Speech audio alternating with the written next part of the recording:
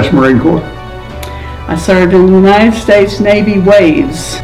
I was in the United States Army. The Army. I served in the U.S. Navy and National Guard and then the Navy Reserve. United States Army. Air Force.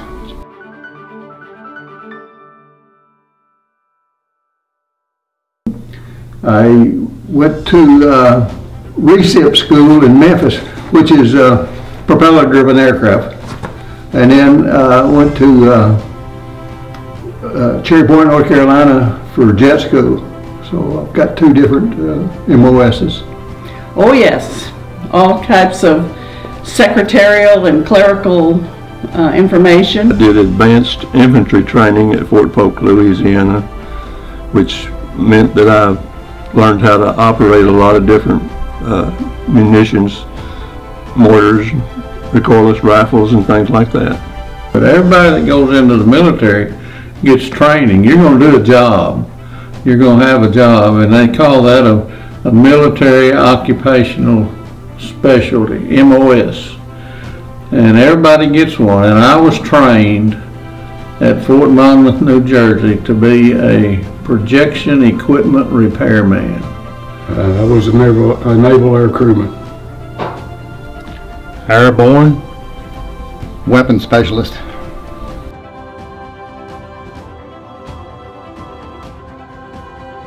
Well, I enjoyed it and learned a whole lot. You learn to depend on yourself and your compadres. You learn to trust them after you go through boot camp with a bunch of guys for 12 weeks, and then you spend years, you know, in your field. You just get to where you learn to trust them with everything. I enjoyed it. And the most important part of it is I met my husband while I was in. It was a really good experience for me. You know, I signed up to go to Europe, and I spent all my time in Europe. I never seen any type of combat. It was just a real good experience of being away from Arkansas and doing something different than what I'd ever done before in my life. Well, one thing that was good about it was I got to travel a lot of places. Back then in 1967 when I went in, I had never been very many places away from home. But I got to go to New Jersey, and then I wound up in Killeen, Texas at Fort Hood, and then in Germany, you know, so I would have never gotten that opportunity if I hadn't been in the military. And while in Germany, I took a leave of a few days and got to Paris. So, see, there's advantages like that that I thought was the best thing for me, you know, was the places I got to go and things I got to see. It's a great way to see the country, see the world. I say it's a great place for a single person. It was an experience. You know, I'm born and raised right here in Monette. Never did travel very much. I got to meet a lot of people here, even in the United States, a lot of people here from different parts of this country. You know, different states, whatever, different environments. And it opened my eyes to a whole different perspective on the United States with the different cultures we've got here in this country.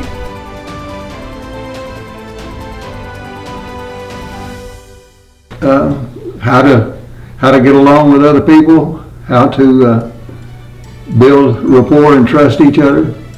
I can. I'm a 2-time cancer survivor, And I think that, my faith, and what I learned that I can do, I think that's what helped me through. I guess I would have to say discipline and respect, because you got to have both to advance in the military. When you had an inspection, when they lined you up at attention and whoever's inspecting the troops went down each line, this line right here with your buttons and your belt buckle and your zipper to your trousers was all lined up just like that, and if they weren't, you were in trouble. So I still do that to this day.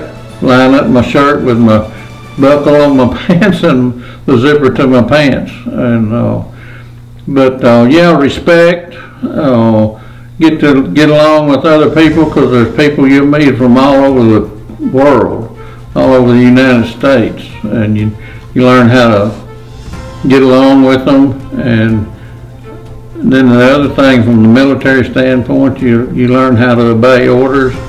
You do what you're told to do, and then ask questions. You don't ask questions why, you just do it and then ask questions. You can fix anything.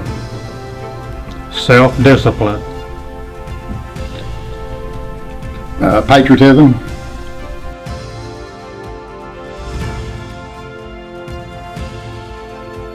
Well, it was an enjoyable time. It was something different. I was raised out east of, or west of here at Monette here for all my childhood, and then I went to San Diego, and I didn't know a whole lot about anything. That was my first airplane trip.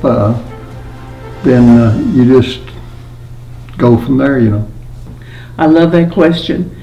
Where can you get fed, clothed, housed, trained, and paid, and you have something that they can't take away from you, you have for the rest of your life?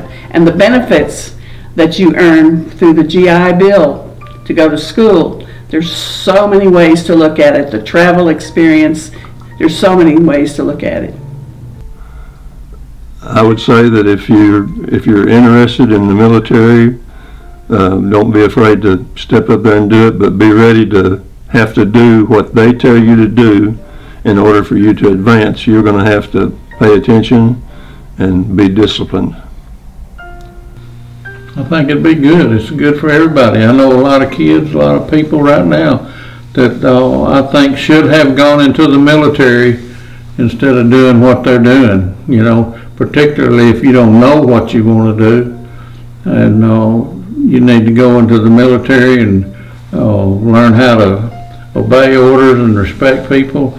And then you might find something in there that you like to do, and who knows, when you get out, you got some GI benefits, veterans benefits, that will send you to school, so you can get an education paid for real easy that way. If you decide to go, it's a good experience, and I would suggest that you pick a job before you join. Know what you're going to be doing when you get there. If the person is looking to get started in life, they can learn a trade in there. They can learn discipline in there. And every 2 years, you can ask for a transfer. It's all right for a single life. It's not for everyone, but it's a good experience, a good learning experience. Like I said, you travel to places you've probably never been before, probably wouldn't get a chance to go to. But it's, like I said, it's a good experience for everybody.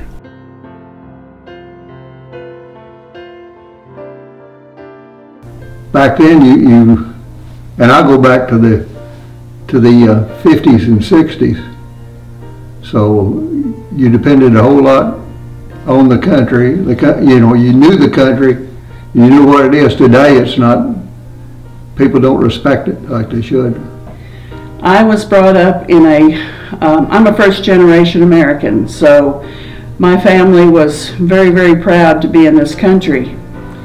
And I don't see enough of that in today's society, being proud to be American. what is it, Lee Greenwood song, I'm proud to be an American. I don't see enough of that. I don't see enough, I don't see enough young people understanding what patriotism is. I think patriotism is very important because it just, you got to love your country, and a lot of people don't these days. And I think that if you start out early in life being patriotic, that's a great thing. Without patriotism, where would this country be now? Just look around. If we weren't loyal to this country, if we weren't patriotic, what would we all be doing right now? Well, we love the country we live in, and if we want to keep it the same, we better be patriots and work at it. It's the American way. Well, it's our country. Men have fought for it for years, to keep the country what it is. And I think we need to respect our country, our flag and our country, and our military people that are in the service now and the ones that have been in the service prior.